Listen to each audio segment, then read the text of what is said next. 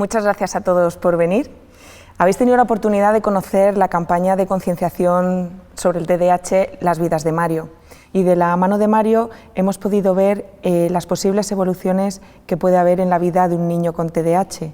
Por un lado, con apoyo de parte de su entorno y, por otro lado, sin el apoyo que el niño necesita. Estamos de acuerdo en que Las vidas de Mario es una historia de ficción, pero detrás de esa ficción existe una realidad.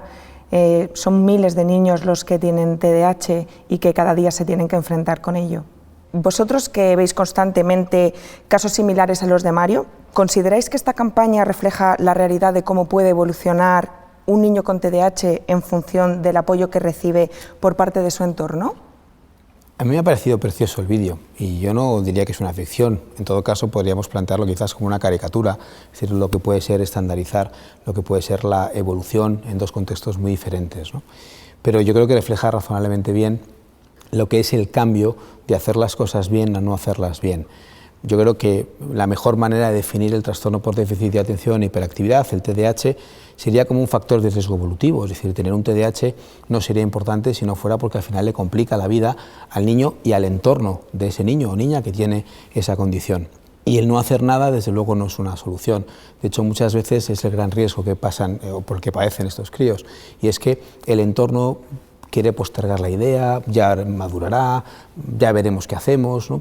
Y aquí yo creo que en este vídeo se refleja razonablemente bien, más que razonablemente bien, francamente bien, lo que es una familia, un entorno, unos amigos que son capaces de arropar al niño, comprender al niño.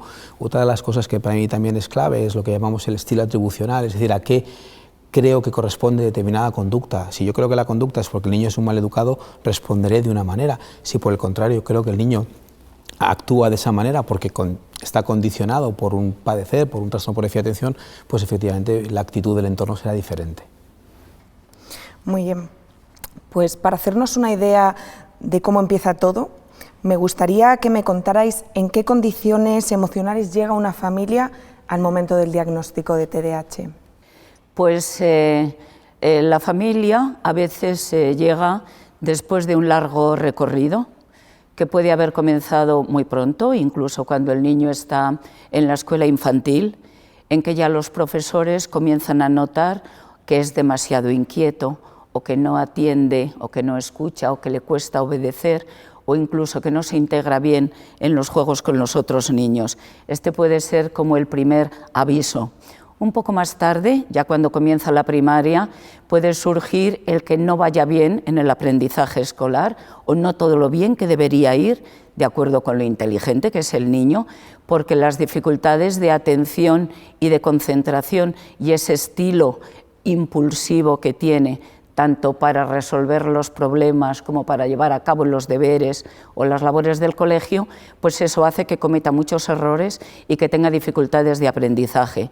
Todo esto lleva a los padres a preocuparse, a veces comienzan ya un periplo de consultas en las que no siempre está claro el diagnóstico, hasta que por fin ya pues efectivamente llegan a la consulta y suelen tener la incertidumbre, a veces también la preocupación enorme, el pensar que su hijo tal vez no es normal o que lo que tiene es un problema psiquiátrico, lo cual produce gran prevención en las familias e incluso en el ámbito social. Entonces los padres llegan con mucha necesidad de apoyo, de ayuda y de que el médico les explique qué es lo que sucede, cómo puede mejorar o incluso remediarse y cuáles son las medidas que se deben tomar. ¿Y consideráis que es recomendable contarle al niño que tiene un trastorno? ¿Y cómo se debería abordar ese tema? La verdad es que es una pregunta muy interesante y que se plantea pocas veces. Yo creo que la clave sería empatizar con el niño, además que con la familia. Él, no tengo ninguna duda de que es consciente de que tiene un problema, y el abordaje de una manera natural en el entorno familiar y en el entorno médico puede facilitar mucho el llegar de una situación problemática a llegar a una solución, de una manera natural, como digo. Yo muchas veces le planteo a los padres, ¿cómo te sentirías tú si entrase tu padre solo a hablar con el médico? ¿No? Realmente el niño debe ser partícipe de ese proceso diagnóstico y debe ser informado antes de acudir a la consulta, y debe estar en la consulta, y deben abordar el tema el médico, su familia y el propio niño. pues hemos podido escuchar el testimonio de los padres de Mario y me gustaría que me comentarais cómo afecta el TDAH en el día a día de la familia. Si los padres están bien formados e informados del trastorno y de cómo manejar esas dificultades, todo eso se minimiza. Y si no están bien formados e informados, la primera cosa importante que yo creo es la desunión, que cada padre, o sea, la madre por una parte intenta solucionarlo de una manera, el padre por otra, y eso es una situación muy negativa, no para el niño con TDAH, sino para cualquier niño, el no tener claro cómo tiene que actuar en base a lo que los padres le dicen. En el ámbito escolar, ¿qué comportamientos o actitudes pueden detectar los profesores en los niños que les hagan pensar que pueden tener TDAH?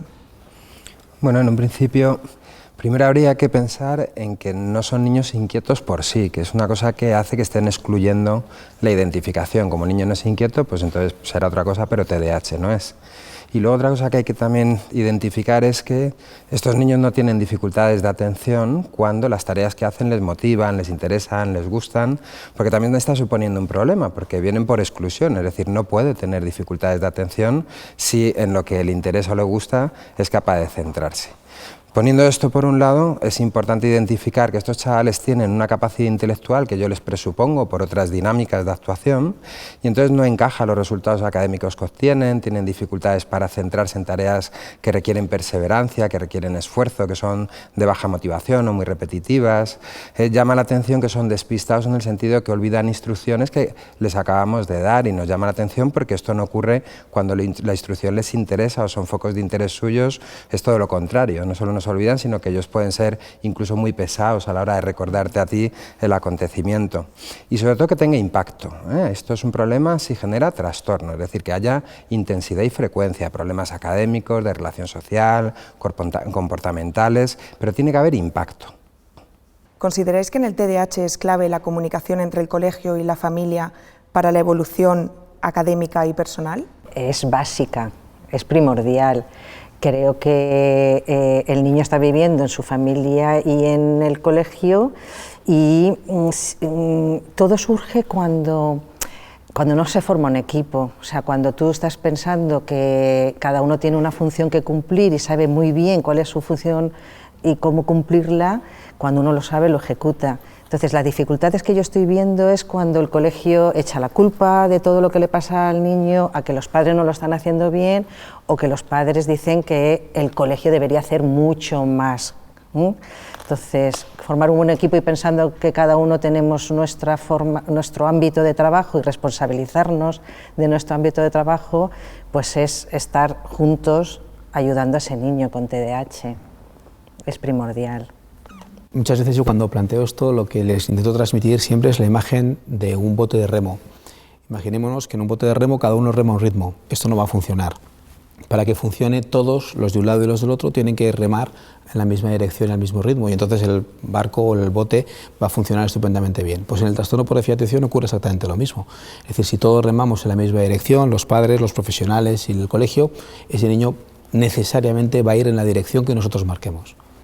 Estamos hablando mucho de los aspectos negativos del TDAH, pero supongo que también habrá aspectos positivos.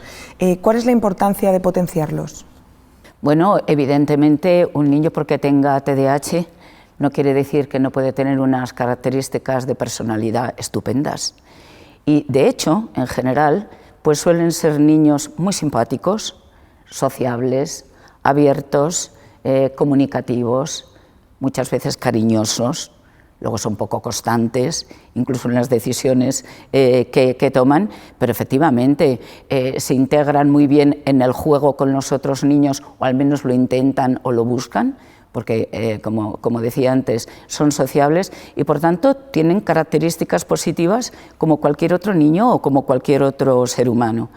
El reconocer estas características y el fomentarlas, pues mejora la imagen personal del niño, porque el niño tiene que entender que él tiene un pequeño problema o un mediano problema, pero que también tiene recursos para resolverlo y que él puede ser una persona estupenda y que estas dificultades que tiene se pueden superar y que también las tienen otros niños y que, por supuesto, puede ser una persona muy feliz.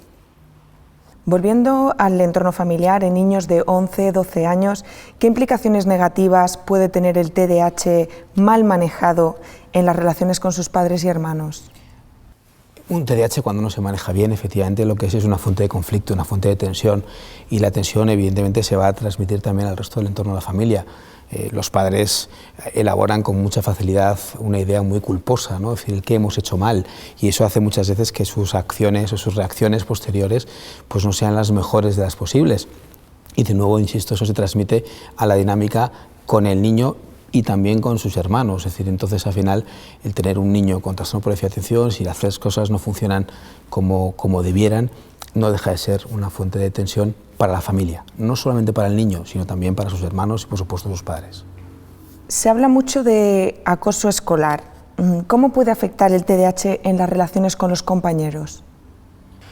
Bueno, pues tenemos, como decía Mar Domingo, tenemos muchos perfiles de TDAH. El TDAH, tu síndrome no te define a nivel caracterial. En temas de acoso escolar los podemos tener víctimas o acosadores, en el sentido que muchos de nuestros niños son bastante frikis, y sobre todo por su subtipo y su perfil caracterial pueden ser chavales con pocas habilidades sociales, que sean apocaos, que no sepan resolver bien a nivel social conflictos, ¿no? Y tenemos niños más explosivos, que por impulsividad pues pueden no medir bien las consecuencias de sus acciones en la interacción social con otros niños y tener estos dos perfiles, pero no lo define por su TDAH. Yo creo que esto está más definido por sus peculiaridades caracteriales, como personales, no su síndrome. ¿Y cómo podrían ayudar los compañeros y profesores a mejorar la relación entre iguales? Yo creo que el papel importante primero son los profesores, es el adulto. El adulto, si tiene una buena actitud, no solamente una buena formación e información de qué técnica aplicar, sino una buena actitud frente a esa persona, frente a ese niño que tiene esas dificultades, el resto de la clase puede imitarlo, sobre todo en edades muy tempranas, ¿no? Entonces, el profesor necesita estar muy bien informado y saber qué es lo que está pasando. Yo creo que también en algunas ocasiones al profesor se le está exigiendo ahora mucho y están también muy abrumados. Y entonces, oye, pues que cambie la educación en España, ¿no? Y la vamos a ajustar al niño con TDAH. Yo creo que no es tanto eso, sino si estamos viviendo en el presente, los profesores tienen que tener, y de hecho existen muchos manuales con muchas técnicas fáciles de implantar en el aula y que va a ayudar a ese niño a fracasar menos, y si fracasa menos, pues los compañeritos lo señalarán menos. Creo que es muy importante el papel del profesor. Y el rendimiento académico es uno de los temas que más preocupan a los padres de niños con TDAH, pero ¿tienen esas malas notas relación alguna con la capacidad intelectual o son debidas a otros factores? Radicalmente no. Cuando nosotros muchas veces iniciamos la evaluación de un niño con dificultades de aprendizaje, un trastorno al aprendizaje, muchas veces cuando el diagnóstico se empieza a orientar hacia un TDAH y hacemos una valoración neuropsicológica, realmente nos damos cuenta que es un niño con unas buenas capacidades intelectuales. Yo creo que, y lo apuntaban antes, a nivel de detección, esa discrepancia entre tener unas buenas capacidades intelectuales pero tener un muy mal rendimiento académico ya tiene que poner sobre la pista de que puede haber unas dificultades atencionales que pueden desembocar en un trastorno del aprendizaje. O sea que eso podría ser una de las cosas que nos podría orientar de que un niño está teniendo un problema relacionado con el TDAH. Como ya hemos comentado, pues los síntomas principales del TDAH son la hiperactividad, el déficit de atención y la impulsividad, pero sin embargo pueden aparecer dificultades en el desarrollo de las habilidades sociales. ¿Cómo afectan estas dificultades al niño? Como explicaba antes, la clave del TDAH es ese riesgo evolutivo. Al igual que cuando hablábamos de atención, interfiere en la adquisición de otras habilidades, como hemos hablado ya del aprendizaje, de la hiperactividad y la impulsividad interfiere en algunas otras áreas del funcionamiento de los niños y especialmente en la adquisición de las habilidades sociales. A relacionarnos aprendemos. Yo puedo tener una buena intención, una buena conciencia para relacionarme, una deseabilidad social, pero necesito ir con el tiempo desarrollando unas buenas habilidades sociales que me permita relacionarme adecuadamente con los demás, con los iguales y con los mayores. Bueno, si soy muy impulsivo y eso interfiere, por ejemplo, en los juegos de normas, y yo soy incapaz de esperar mi turno, soy incapaz de respetar unas normas, eso acaba mermando mi capacidad de jugar en ese momento, pero sobre todo de ir adquiriendo habilidades sociales, que van a ser necesarias durante la infancia, pero imprescindibles en la adolescencia. ¿Qué podemos hacer entonces para mejorar esas habilidades sociales? Pues la verdad es que ese es un aspecto fundamental de la vida, no solamente en los niños que tienen TDAH, sino para cualquier niño y para cualquier adulto, ¿no? Pero especialmente estamos hablando ahora de los niños que tienen esta dificultad añadida. Está claro que las emociones se educan, el comportamiento se educa y la capacidad para adaptarse a las relaciones con los demás también se educa. Los padres tienen ahí un gran papel desde que el niño es pequeñito, y luego, por supuesto, el colegio y luego la propia sociedad pues también contribuye o no contribuye, o fomenta determinado tipo de valores o no los fomenta. Las buenas relaciones sociales y el que el niño sea capaz de establecerlas y de tener amigos, no de chiquitín, pero luego también en la adolescencia, es fundamental para la imagen que tiene de sí mismo, porque los demás son un espejo también de nosotros mismos. Entonces, ese es un proceso de aprendizaje que no debe de ser motivo de angustia, pero sí de saber que hay que educarlo, que hay que ayudarles, y que además, al ver que obtienen esos buenos resultados y que su relación con los otros niños, con los profesores, etcétera, va mejorando, eso también fomenta esa seguridad personal, la autoestima, y les anima mucho a seguir en ese camino. Cuando Mario tiene 15 años vemos que se puede meter en problemas. La adolescencia es en general una etapa en la que se incrementa el riesgo de consumo de sustancias y de agresividad. ¿Cómo podríamos evitar este tipo de comportamiento? La adolescencia, para los niños con TDAH y para los demás, es una etapa complicada, es una etapa de transición y es una etapa de mayor vulnerabilidad. Y si a eso le añadimos, efectivamente, tener un trastorno por déficit de atención, aumentamos el riesgo de cosas complejas, como puede ser, efectivamente, el consumo de sustancias. El intentar entender qué es lo que ocurre ahí, yo creo que tendríamos que rebobinar un poco más en el tiempo. Los estudios nos dicen que básicamente lo que más correlaciona con ese aumento de riesgo de consumir drogas es el mal rendimiento escolar, el fracaso escolar y los trastornos de conducta cuando aparecen antes, cuando ya entre los 8 o 10 años aparece ese punto posicionista. Y la suma de esos dos factores multiplica el riesgo de consumir drogas. Y en una etapa que conlleva un incremento de los problemas entre padres e hijos, ¿qué recursos se pueden poner en marcha para mejorar esta relación? A veces hay que buscar asesores. Llega un momento de enroque, la situación de las relaciones de los padres con los chavales, que es muy difícil que desde la propia unidad familiar se deshaga la madeja, ¿no? Y buscar asesoría profesional en este punto yo creo que es fundamental. Yo tengo un eslogan que les digo a los padres siempre, que es: lo importante es que quieran tomar la paella con vosotros los domingos cuando sean mayores. Hay que partir del perdón, porque hay mucho listado detrás cuando se llega a esa etapa, y entonces hay que partir del perdón, del punto cero, y a partir de ahí empezar a reanudar una forma nueva de conocernos, de comunicarnos y de respetarnos los unos a los otros, y sobre todo, bajo mi punto de vista, hay que poner en un segundo plano el fracaso escolar, que está siendo el detonante de los malos rollos y de las conductas deterioradas en la convivencia de pareja. Y esto sería un poco la clave, ¿no? Ayuda profesional, pongamos lo académico en un segundo plano, puesto lo que lo importante es el desarrollo de la persona y la convivencia con ellos, y dejarnos que nos guíen en esa reconstrucción de nuestra relación con los chavales. En la campaña, cuando Mario es adulto, tiene dos vidas muy distintas en cuanto a las relaciones personales, en el trabajo y las condiciones de vida. ¿Creéis que esto refleja la realidad? Me refiero a que el apoyo del entorno condiciona tanto la evolución a lo largo de la vida. Yo no tengo ninguna duda. Viendo el vídeo de las vidas de Mario, yo antes pensaba que probablemente ese vídeo sea más útil para hacerles entender a unos padres lo que es el TDAH que 30 minutos que les pueda explicar yo en la consulta.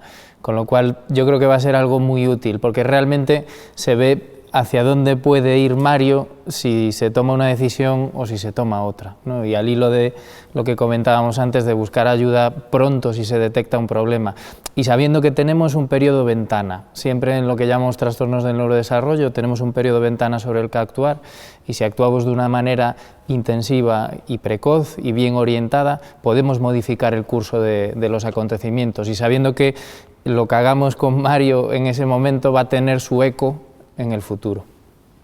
Pues hablando también del vídeo, hemos visto que tanto padres como profesores tienen un papel muy importante, pero ¿qué otras personas del entorno de un niño con TDAH tienen un papel relevante? Pues bueno, indudablemente los padres y los profesores, probablemente los que más, ¿no? Pero luego también yo creo que el resto de la familia, los abuelos, los tíos, los primos y por supuesto los amigos. Y también los amigos de los padres, porque muchas veces los padres, sobre todo jóvenes, quedan con otros amigos que tienen también niños, que todos juegan. Y yo creo que lo que es muy importante es que la sociedad en general pues entienda que los niños sufren problemas psiquiátricos, que eso no es algo exclusivo de los adultos, que uno de esos problemas psiquiátricos es el TDAH, que eso no significa ni tiene por qué significar una discriminación para el niño, ni tiene por qué convertirlo en nadie raro o extraño o cuyo problema se debe a una deficiencia personal, a una debilidad de personalidad.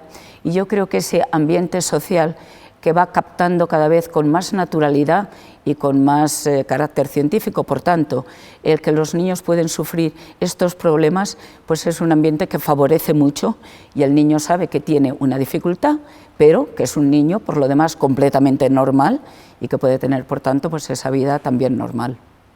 Bueno, y ya para terminar, del mensaje "todos somos parte del TDAH", ¿cuáles son las principales barreras sociales a día de hoy para que los niños con TDAH reciban el apoyo que necesitan? Yo creo que campañas como estas son lo que se sitúa en la brecha, en la línea de cambiar el paradigma de las dificultades relacionadas con la salud mental.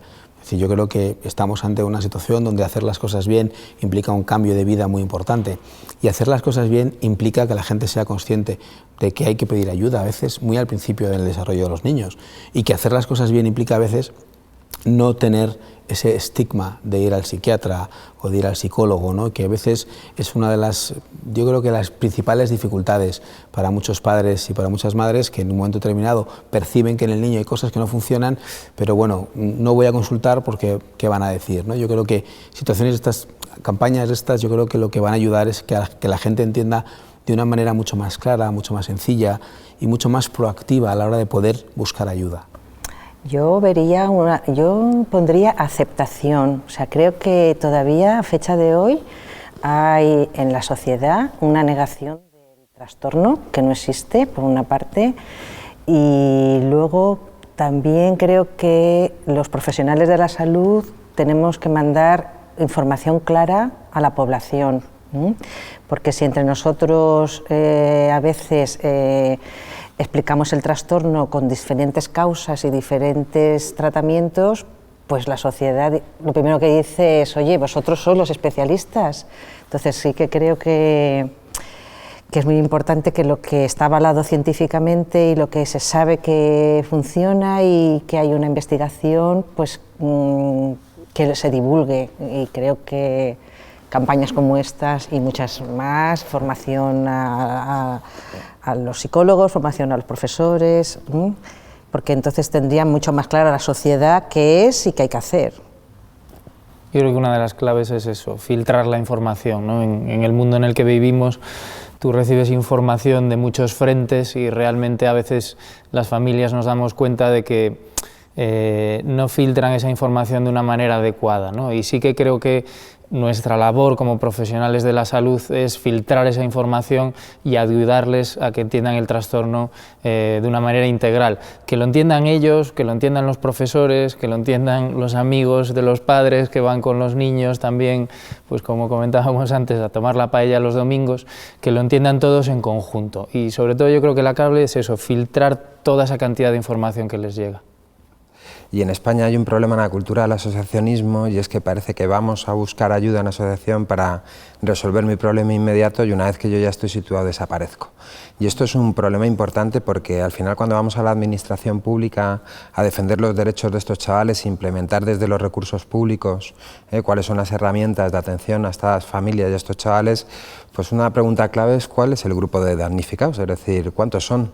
Entonces, si las personas se agregan a una asociación y se desapuntan, pues nunca terminamos de tener grandes representaciones sociales de gente que está representando a estos damnificados, que son las familias y a los propios chavales. Yo aquí lanzaría un mensaje de: cuando nos asociamos no es para solucionar el problema de nuestros hijos, es para que nuestros nietos no vuelvan a tener el mismo escenario. Que efectivamente las familias y los propios pacientes tienen que superar muchísimas barreras. En primer lugar, yo creo que hay una barrera, que diría personal, que es el llegar a aceptar el que se tiene un hijo que tiene un problema, y luego que el propio paciente acepte y comprenda que efectivamente tiene un problema, que puede mejorar, pero que tienen que implicarse. Creo yo que también hay barreras sanitarias, porque a veces se llega tarde al diagnóstico y a los padres les cuesta encontrar por fin al médico o a otra persona que les va a dar ese diagnóstico definitivo. Hay también barreras económicas, puesto que tener un hijo que tiene un problema, sea un TDAH u otro, pero estamos hablando del TDAH, es siempre una carga económica para la familia. Implica también una disminución de la calidad de vida, y eso está muy bien estudiado, porque los padres tienen no solamente esta mayor carga económica, sino también unas dosis de estrés mayores para sacar adelante al niño e ir resolviendo los problemas. Y luego yo creo que hay una barrera social, que ya la han mencionado mis compañeros, y es que todavía socialmente no hay una educación suficientemente buena.